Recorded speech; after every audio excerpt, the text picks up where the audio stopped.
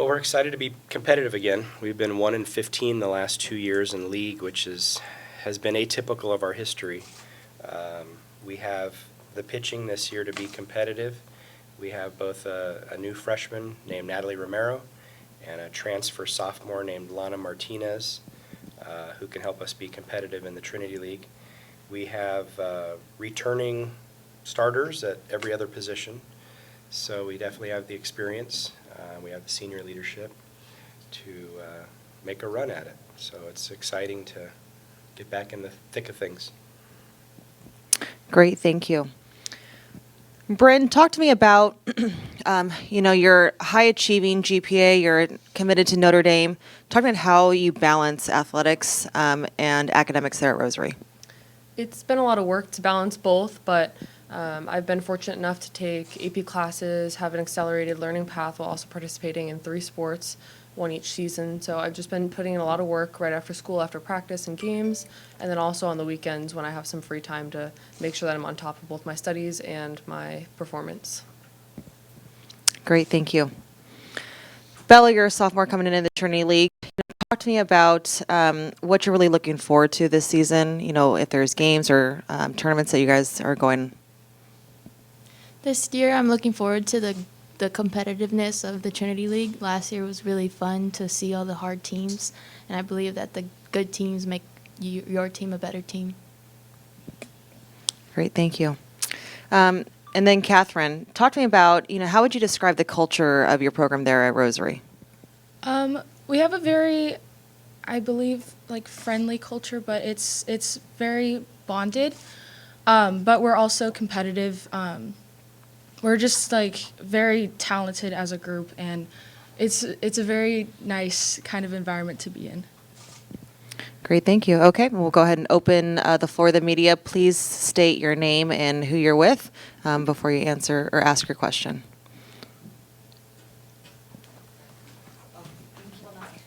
Oh, okay.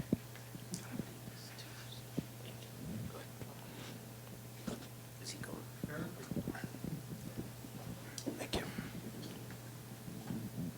Hi, Coach Bob Gibson, Catholic Sports View. Excuse me, you mentioned the struggles in the past couple of the 1-15 record. How hard has it been to watch these girls kind of go through that have been with the program, and how excited are you to see how that is going to turn around now with the chance this year to be much more competitive? It's been frustrating.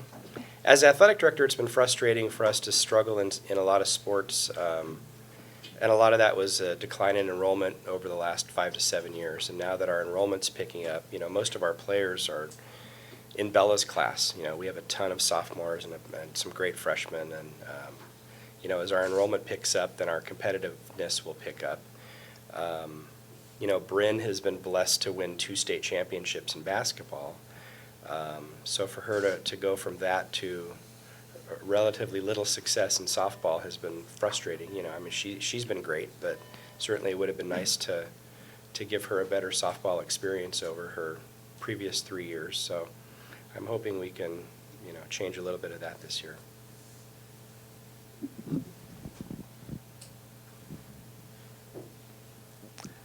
Dan Albano, Orange County Register. Bryn, so what's the schedule looking like for you right now? Your basketball team starts to play on Saturday at Long Beach Poly in the Open Division playoffs. What's it like, and how you feeling about how you start to?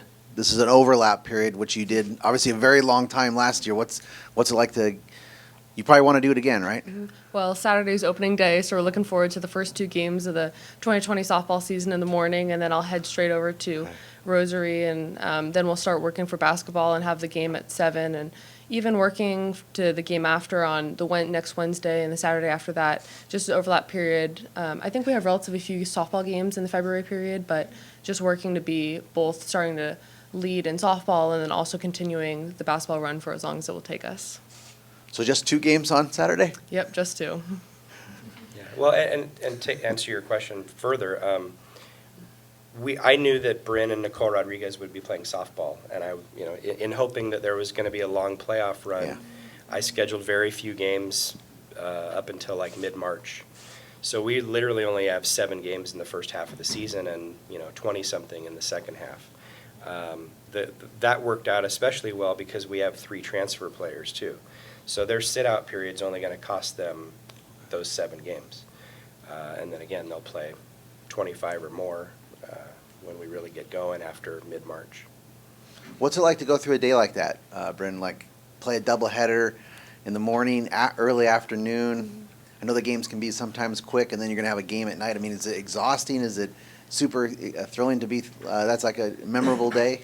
It for sure is tiring, but I've been doing it for the past 4 years, just working out all my sports schedules, sometimes doing 2, maybe even 3 sports a day. But it's super exciting to be in the morning and be with softball because I love the sport and I love being able to play. And then going to basketball because we've had so much success and we're playing against some of the best teams in Southern California. It's just really exciting to go from both. But, you know, at the end of the day, I really am tired. Yeah, and you're playing more in basketball, right? You have more minutes this year. Yes. Yeah, that's been a little bit of a change because in the past few years of basketball, we've had posts ahead of me. Savannah and Becky have both played ahead of me, but this year, being a starter and playing a lot more minutes, it's a different dynamic, but it's a lot of fun to be both the main contributor in softball and basketball.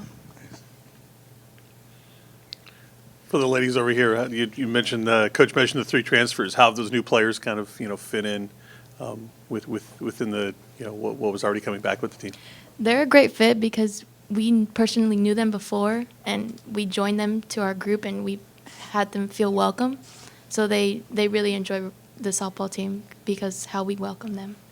Yeah, they definitely have a very outgoing spirit. They bring a lot of excitement to the team. Yeah, they're a great addition to our team, honestly, like in a personal opinion. And very talented. Very talented. Coach Tice, so Nicole Rodriguez, she was at Rosary last year. Yes. She didn't play softball. No. She's playing this year, but she has a pretty big background in baseball, or is it both? Well, she did both. She played baseball freshman year at Norco. She played softball sophomore year at Norco. I think she's honestly more comfortable in baseball, but she's such a great athlete.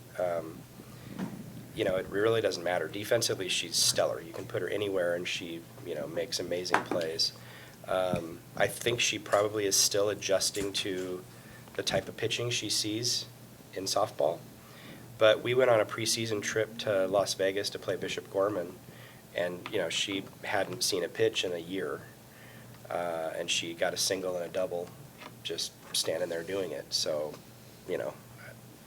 we should all be so lucky. She's just a gifted natural athlete. Where is she going to play for you? And second part is, have you had many girls that have played baseball when all these years you've coached? I mean, have you had girls like this who've played some baseball? I can't think of anyone who's ever played baseball before. Most of them come up playing softball. We have our middle infield set. She would be great there, but we have 2 sophomores who are fantastic there. She'll probably end up slotting into a corner outfield spot and then being the backup at center, second, or short if somebody gets hurt for a period of time. But yeah, she has to be on the field somewhere. Sorry, Erik Sondheimer from the LA Times.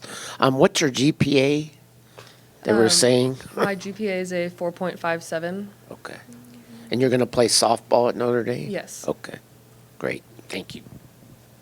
And she's the ASB president. Mm-hmm. She has, She knows everything. Really? So you're not tired, or No, because at Rosary I have the opportunity to do all of these different activities and make it all work. So I'm in our ambassador program, our ASB. I do the 3 sports, volleyball, basketball, and softball. So I do a little bit of it all on campus. you do a bit of it all. Yeah. Lance Smith, Scorebook Live. Question for Tom or anyone. How do you navigate having a couple transition years and now having some urgency for this year to be a bit of a turnaround, but still having so much younger and underclassmen talent?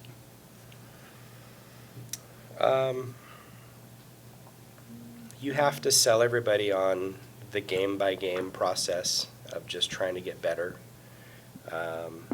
We have ultimate goals of winning league and doing great in CIF and winning 20 games and being in the top 10 in Orange County. I mean, those are all great goals that we can talk about, but you don't do any of that without working hard at practice and bringing in a great game performance every game you play. So, they've done a really good job of trying to stay focused on what's at hand and not look too far forward. The little things become the big things, and so we try to just stick with the little things and let the bigger things take care of themselves. Gotcha. Thank you. Coach, who is the ace in the circle? Do you have an ace, or is it a bit of a committee? Well, the ace for the first 7 games will be Natalie Romero. She's a freshman and she's eligible. When Lana Martinez becomes available mid-March, it'll certainly take some of the burden off of her, and then we'll see. I'm not the type of person or coach that believes that one kid should pitch, 2 games of a doubleheader or 2 tournament games. So the fact that we have 2 is great for us, and if we end up going 4 innings and 3 innings or 5 and 2 or whatever works, then I'm okay with that.